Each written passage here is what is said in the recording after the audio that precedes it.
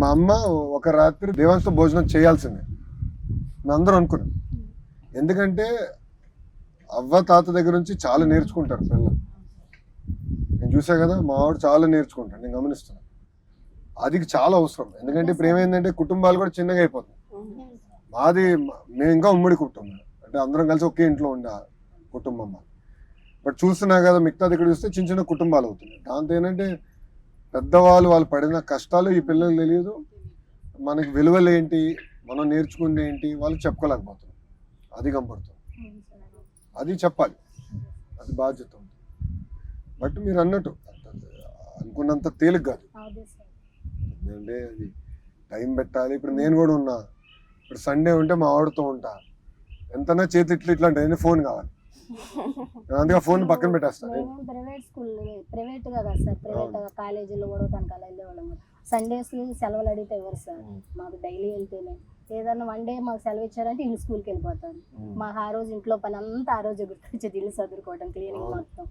అట్లా ఏమైనా పిల్లలతో గడపడం చాలా తగ్గిపోయింది సార్. లేదు మాకు కూడా ఇప్పుడు ఒకళ్ళమని కదా సార్, మేము కూడా కొంచెం టైం జరుగుతా అమ్మ కాసేపు ప్రశాంతంగా మేము ఫోన్లో పడిపోతున్నాం, కానీ పిల్లలతో టైం స్పెండ్ చేయట్లేదు.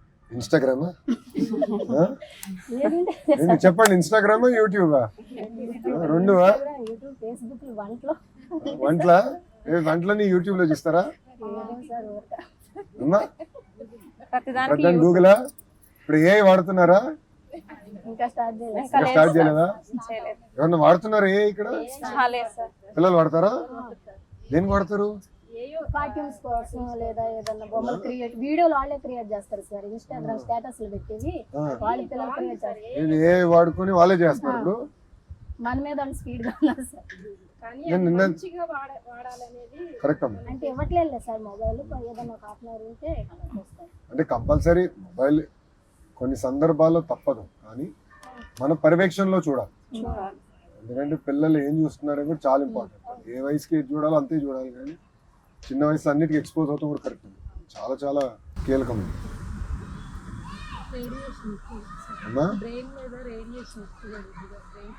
ఇంకా తెలియదు నిజంగానే మీరు అన్ని దానికి ప్రశ్న సమాధానం లేదు. ఎందుకంటే ఇవన్నీ కొత్త టెక్నాలజీలు కదా, దీనివల్ల లాంగ్ టర్మ్ ఇంపాక్ట్ ఉంటుందా ఉండదా? ఒకటి మంచి ఏంటంటే గతంలో ఈ నాలెడ్జ్ అంతా కొన్ని పుస్తకాల్లో ఉండేది, ఆర్ కొంతమంది చేతుల్లో ఉండేది, ఒకళ్ళంటే లైబ్రరీలో ఉండేది. అలాంటిది ఇప్పుడు ప్రతి ఒక్కరు అందరి చేతుల్లో ఉంది. సో ఏమైనా డౌట్ ఉంటే సింపుల్ గా క్లారిఫై చేసుకుని అది కూడా ఉందిలే. అడ్రస్ అడుగుతున్నాను సార్, గూగుల్ మ్యాప్స్. మా పాపకి వేళ్లలో నుంచి సూదులు పొడిచినట్టుగా ఇట్లా ఇట్లా తిమ్ముర్లుగా అట్లా నొప్పులు వచ్చినాయి అన్నారు అని అంటే ఫోన్ లో ఏ అయినడికి వీడియో పెట్టి అదే చెప్తుంది కూడా, నువ్వు ఇలా చేయాలి, నువ్వు ఇలా చేస్తే నీకు తగ్గిద్ది, నీకు విటమిన్లు ఏమైనా తగ్గినాయా. అమ్మా అది పర్లే కానీ డాక్టర్ చూపించాను మీరు మరీ అట్లా అలవాటు కాసేపు మళ్ళీ తగ్గిపోయింది సార్. అంటే అలా వస్తున్నాయి బబుల్స్ లాగా, ఇట్లా సూదులు అట్లా గుచ్చినట్టుగా కొంతసేపు అలా వచ్చి దానికోసం ఇట్లా నొక్కేసి చూసేస్తాను. 9th క్లాస్ చదువుతుంది మా పాప. పిల్లలకి ఎట్లా తెలుసమ్మా ఏ గురించి? ఫోన్ లోనేనా? నేను స్కూల్లో మాట్లాడుకుంటున్నారు వీళ్ళందరూ. ఎవడో ఒక్క ట్రై చేసి అందరికి నేర్పిస్తున్నారా? లంచ్ బ్రేక్ లో ఏం చెప్తారు తెలియ? లంచ్ బ్రేక్ లో అంతా గుసగుసలే కదా. టెక్నాలజీలో ఏంటంటమ్మా మంచి ఉంటుంది, చెడు ఉంటుంది. సో మనం మంచిగా ఎట్లా వాడాలనేది ఇంపార్టెంట్. ఇప్పుడు నేనున్నా వాట్సాప్ బాగా వాడతాను, అదొక మార్గం అందరితో టచ్ ఉండడానికి. ఎవరైనా నాకు ఫీడ్బ్యాక్ ఇవ్వాలంటే హాస్టల్ తీసుకుని మంచి మార్గం కింద నేను ఎంచుకున్నాను. అప్పటికి బ్రహ్మి ఉంటుంది, ఎక్కువ నువ్వు ఫోన్ వాడుతున్నావు, ఎక్కువ నువ్వు స్క్రీన్ చూస్తావు, తగ్గించి నన్ను అంటా ఉంటుంది ఎప్పుడు. బట్ అది ఎట్లా బ్యాలెన్స్ చేయాలి మన చేతులు. సో దాంట్లో టెక్నాలజీ వల్ల మంచి ఉంటుంది, చెడు కూడా. దేనికైనా ఇప్పుడు షుగర్ ఆరోగ్యానికి మంచిది కదా తల్లి. లిమిటెడ్గా తీసుకుంటే కొంతవరకు మేలు, ఎక్కువ తీసుకుంటే అది. సేమ్ థింగ్ ఉప్పు అంతే, ఆయిల్ అంతే. మా వాడికి నేను ఫోన్ లేవన్నా, ఐప్యాడ్ లేదు. ఆడికి ఏంటంటే హోంవర్క్ ఉన్నా అంటే బ్రహ్మి కూర్చుంటుంది, బ్రహ్మి ముందర హోంవర్క్ చేయాలి. చదవాలంటే పుస్తకాలు వాడికి అలవాటు చేసి నేను చదవను. దేవాంశకి ఏంటంటే రోజుకో పుస్తకం చదివేస్తాను. నేను చదవలేదు. నేను ఆ పుస్తకం ఇస్తే సంవత్సరం కూడా అవుతుంది. 2 పేజీలు చదివితే మళ్ళీ పక్కన పెడతాం, మళ్ళీ 2 పేజీలు చదువుతాం. అది అలవాటు రా, చిన్నప్పటి నుంచి అలవాటు అయిపోయింది. మనోడిని చూసి నేను లైబ్రరీల పైన అందుకే శ్రద్ధ పెడుతున్నాను. అందుకే మనం చూసిన మంగళగిరిలో కూడా ఫస్ట్ ప్రాజెక్ట్ నేను చేపట్టింది లైబ్రరీ. లైబ్రరీలో సెకండ్స్ వెళ్తారు, పుస్తకాలు చదవాలి, మెల్లిగానే వస్తున్నాయి కదా 2-3 సార్లు. ఇంకా జాగ్రత్తగా చేయాలి కదా, బాధ్యత ఉంది కదా. నియోజకవర్గం జాగ్రత్తగా చేయాలమ్మా. స్టడీ ఇంకా చేయాలమ్మా, ఎందుకంటే కాలం మారుతుంది. ఇప్పుడు చూస్తే ఏఐ అనేది వచ్చేసింది, అందరు ఏఐ వాడుతున్నారు. ఇప్పుడు నిన్న నేను 2 గంటలు కూర్చున్నా ఏఐ పైన. దానివల్ల మనం ఎంత మీరు అన్నారే కష్టం, అన్నెసరీ పనులు తగ్గించుకోవచ్చు. సో బాబు గారు ఏమంటారంటే ప్రతి కుటుంబంలో ప్రతి వ్యక్తి ఏఐని ఎట్లా వాడాలో నేర్చుకోవాలి, తెలుసుకోవాలి. కనీసం వాడినా వాడకపోయినా. ఎందుకంటే మీరు అన్నారు చక్కని పిల్లలకి అది అనిపించింది. రెండోది ఇప్పుడు వ్యవసాయంలో రైతులు నేర్చుకోవచ్చు.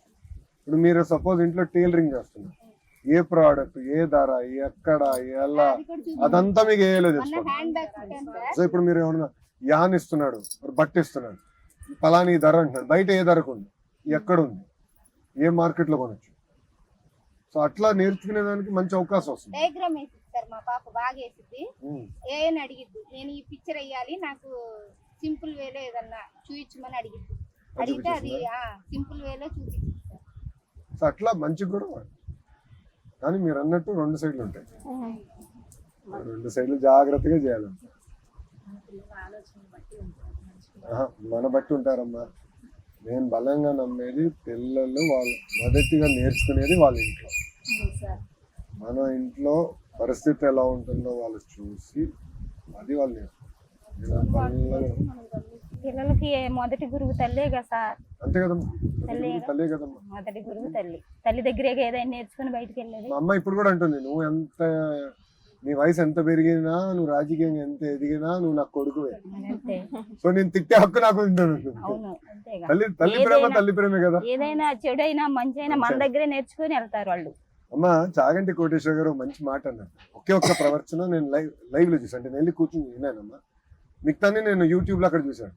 ఆయన మంచి మాట అన్నారు, తల్లికి చెప్పలేని పని చేయొద్దు. అది నాకు ఇప్పటికీ మైండ్ లో అదేం తిరుగుతుంది. అంటే ఒక నిర్ణయం తీసుకునే ముందర, కీలకమైన నిర్ణయం తీసుకునే ముందర ఈ నిర్ణయం తల్లికి చెప్పగలుగుతామా లేదా, ఒక్క క్షణం ఆలోచించండి, అన్ని క్లారిటీ. ఎంత బాగా చెప్పాడంటే నాకు పెద్ద ఆయన. ఇప్పటికి నా మైండ్ నుంచి అది పోలా. నెక్స్ట్ డే ఆయన చెప్పిన తర్వాత బాబు గారు పేపర్లో చదివారు. పొద్దున్న బ్రేక్ఫాస్ట్ కలిసాడు బాబు గారు. ఏంట్రా ఇట్లా జరిగిందని. సార్ ఇట్లా జరిగింది ఇట్లా, నేను చూశాను పేపర్లో, బాగా చెప్పాడు ఆయన అని ఇప్పుడు బాబు గారు చెప్పుకుంటారు. ఇట్లా ఇదే అది చాలా పవర్ఫుల్ అన్నట్టు. అది పిల్లలకు తెలియాలి. అది మేము పాఠశాలల్లో పుస్తకాల ద్వారా ఎంత చెప్పినా అది ఒక భాగం. ఇంట్లో అది చాలా చాలా అవసరం. ఇంట్లో మన ప్రవర్తన బట్టి పిల్లలు పెరుగుతారని బలంగా. ఇప్పుడు నేను ఏదంటే తిని మామిడి నువ్వు తినద్దంటే ఆడేమంటాడు, నా నాన్న నువ్వు తింటున్నావు నేను తింటాను కదా అంటే. నేను రోజంతా ఫోన్ల మీద ఆడు ముందర రోజంతా ఫోన్ల మీద ఉంటే ఉంటాడు, నాన్న నువ్వు ఫోన్ వాడుతూ నాకు అంటాడు. అందుకే సండే నేను అతనితో ఉన్నప్పుడు నేను ఫోనే పెట్టుకో. అందుకే నాకు ఎవరు మెసేజ్ పెడితే సండే రిప్లై రావు, నేను పక్కన పెడేస్తా ఫోన్. మళ్ళీ రాత్రి చూస్తా మెసేజ్. నాకు ఫోనే లేదు సార్. ఫోన్ కొనిపెట్టమంటే పిల్లలు చెడిపోతారు నీ వల్ల అని ఆయన ఫోన్ కూడా కొనిపెట్టలే. ఫోన్ లేదా? ఫోన్ లేదు. 3 అమ్మాయిలు. ప్రశాంతంగా ఉంటుంది నీ జీవితం. ఫోన్ లేకుండా హాయిగా ఉన్నావు తల్లి. ఫోన్ లేదు సార్, నేనే తీసుకోవాలా. 3 అమ్మాయిలు. ఈ ఫోన్ ఉందంటే వాళ్ళు స్కూల్ నుంచి రాగానే ఫోన్ తీసుకుంటారు, వాళ్ళే చెడిపోతారు. అడగలేదా ఫోన్ అమ్మా? అడగరు. కొనండి అన్న కూడా అడగలేదా? ఎంత వయసు ఎంతమ్మా? పెద్ద అమ్మాయి 9th క్లాస్, సెకండ్ అమ్మాయి 5th, 3 అమ్మాయి 2nd క్లాస్. పెద్ద పాప నెక్స్ట్ ఇయర్ బోర్డ్ ఎగ్జామ్స్. అవును సార్. ప్రిపేర్ అవుతుందా? చాలా బాగా చదివిద్ది, డ్రాయింగ్ బాగా వేసిద్ది, క్లాస్ ఫస్ట్. ఆడపిల్ల బాగా చదువుతారు.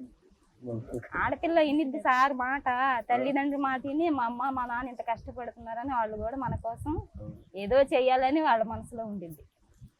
కానీ కసి పోకూడదు, కష్టపడాలన్న కసి పోకూడదు. అది ఒక్కసారి పోతే మనం ఎంత చదివి ఇచ్చినా ఏం చేసినా వాళ్ళ కసి అనేది పోతే ఉపయోగం. స్కూల్ నుంచి రావడంతోనే ఇంట్లో ఏం పని ఉందని ముందు పని చేసిద్ది అమ్మాయి. అవును, పని చేసే హోంవర్క్ చేసింది. గుంటూరు, కృష్ణా, విశాఖపట్నం, అనకాపల్లి తక్కువ, ఎక్కువ ప్రైవేట్ స్కూల్స్కి వెళ్తారు. అప్పట్లో ఇంగ్లీష్ మీడియం అనుకున్నారు కానీ అమ్మ అందరు నిడమరు పంపిస్తే ఇంక నిడమరు ఉండదు, నిడమరు ఉండదు. బట్ స్కూల్స్ అన్ని మెరుగు చేస్తా. So, 1,06,000 స్కూల్ అనే కాదు సార్, మాది ఎలిమెంటరీ స్కూల్, ఎస్సీ ఏరియాలో ఎలిమెంటరీ స్కూల్ కూడా ఉంది సార్. అప్పట్లో ఎంతమంది పిల్లలు ఉన్నారు? 72 మంది ఉన్నారు. 6 ఉన్నారు సార్. 6 టీచర్లు ఉన్నారు. అప్పట్లో ముగ్గురే సార్, ముగ్గురు 5 క్లాసులకు ముగ్గురుంటే 6 ఉన్నారు సార్. ఇంకా రాని వాళ్ళు ఎవరైనా ఉంటే ఒకళ్ళు సపరేట్ గా వాళ్ళని తీసుకెళ్లి రాయటము చదవటం నేర్పిస్తున్నారు. 6 ఉన్నారు సార్. ఆ ఎలిమెంటరీ స్కూల్ కూడా చాలా బాగుంది సార్. అంటే అది ఏం చేశానంటే అమ్మా, నేను మంత్రి అయిన వెంటనే అది కూడా చేశాను. ఈ ఎలిమెంటరీ స్కూల్ ఏమైందంటే గతంలో అనేక కారణాల వల్ల ఫస్ట్ నుంచి 5th వరకు ఉండేది ఒక టీచర్ ఉంది. ఇప్పుడు నేనంటే 40 పిల్లలు కన్నా ఎక్కువ ఉంటాయి. ఫస్ట్ ఫేజ్ లో 40 పిల్లలు కన్నా ఎక్కువ ఉంటే ఒక క్లాస్ ఒక టీచర్. దాంతో సుమారుగా 10,000 పాఠశాలలు ఇప్పుడు ఒక క్లాస్ ఒక టీచర్. దానికి ఇంకో కారణం ఏంటంటే 16,000 మంది టీచర్ పోస్టులు మనం భర్తీ చేశారు కదా డిఎస్సి ద్వారా.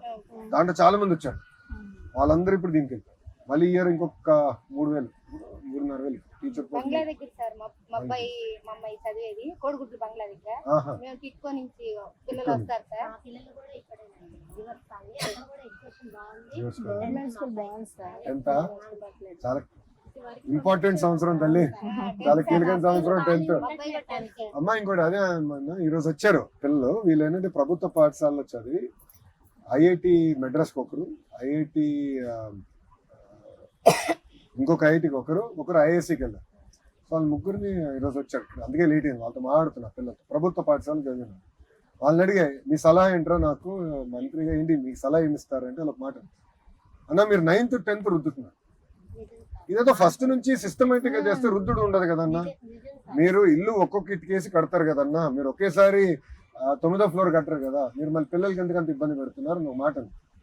సో అప్పుడు అనిపించింది మనం ఫస్ట్ క్లాస్ నుంచి నీట్గా చదివి పిల్లలందరినీ లెర్నింగ్ అవుట్కమ్స్ పైన ఎక్కువ శ్రద్ధ పెట్టి పిల్లలు చదువుకుంది ఎంతవరకు ఎక్కింది, ఎంతవరకు వాస్తవాలకి దగ్గరగా దాన్ని అమలు చేయగలుగుతున్నారు అనేది తెలుసుకోవాలి.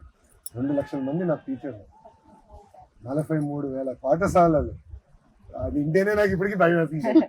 అంటే 43,000 పాఠశాలలో మధ్యాహ్నం భోజనం నడవాలి, బుక్స్ ఇవ్వాలి, యూనిఫామ్లు ఇవ్వాలి, టీచర్లు కరెక్ట్గా వెళ్తున్నారు లేదు చూడాలి, కరెక్ట్గా పాఠాలు చెప్తున్నారు లేదు చూడాలి, మరి పిల్లలు వస్తున్నారో లేదో చూడాలి, టీచర్లు వస్తున్నారో లేదో చూడాలి, మధ్యాహ్న భోజనం క్వాలిటీ నాణ్యత ఉందో లేదో చూడాలి, గుడ్లు పెడుతున్నారో లేదో చూడాలి, ఆ క్వాలిటీ చూడాలి. నేను తీసుకునే ముందర ఇంత పెద్దదని అనుకోలే, చాలా పెద్ద సమస్య ఇది. జాగ్రత్తగా చేస్తే మార్పు తీసుకుని చేయాలి, బాగా సరదాగా చేయాలి.